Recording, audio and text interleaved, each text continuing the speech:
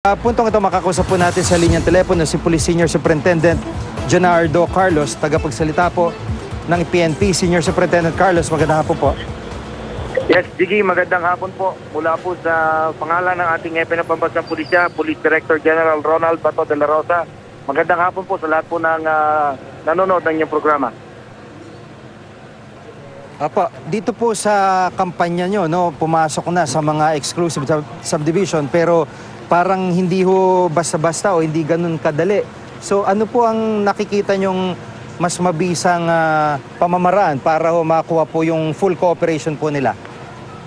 Well, we tried coordinating with them. Tama po yun. Eventually po may visitorial power po ang ating mga local chief executive, ang ating pong mga barangay officials at ating pong hepe ng Pambansang Pulisya. Sisiguraduhin nyo natin na yung reported areas o lugar ay nabibisita. Papapansin nyo po, in the past, ay yung pong mga laboratorio, most of them are in the gated subdivision or they are in a place kung saan po magagamit yung security system upang makapagtayo po ng mga ganitong illegal na activity.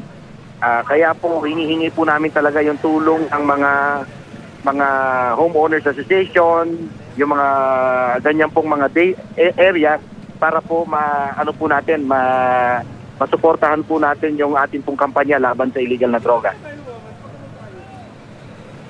Apo, doon po sa mga bar na nababanggit sa BGC at Makati ay sa tingin nyo ba hindi naman masusunog yung mga nakasibilyang pulis na papasok po doon? Hindi po, maganda pong ehemplo yan na yung mismo pong mga may-ari na po ng mga bars and the club are the ones cooperating with our police para po hindi po magamit yung establishmento nila sa pagbebenta po ng mga ecstasy and other illegal drugs. So, maraming salamat po doon sa mga nakiisa, sa mga bar and club owners upang ang kanilang establishment, their business, will not be a venue where drugs are going to be peddled. Apo, at sa ngayon ho ay paano po ang tuloy-tuloy pa rin ho ang kampanya ng pulis sa illegal na droga. May update na rin ho ba dito sa napatay na abogado naman sa Tacloban na sinasabi po abogado ni Miro Espinosa kung ano talaga po ang background nito at yun hong bata na kasama niya? Opo, ang report po doon ay ng local unit, sa Albuera po mismo ang PNP.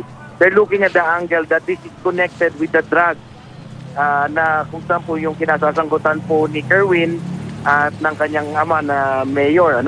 So, nakakalungkot na yung pong bata, yung 15-year-old na bata na tumabay lang po doon sa kanyang sasakyan ay naging biktima rin po na nakikiramay po kami sa pamilya ng batang ito at sa pamilya po ng abogado na napatay po. Patuloy ang investigasyon. We will establish the motive. We will look for the killers, the suspects, and yun po, hayaan natin gumulong ho yung investigasyon na ginagawa po ng PNP natin dyan sa Region 8.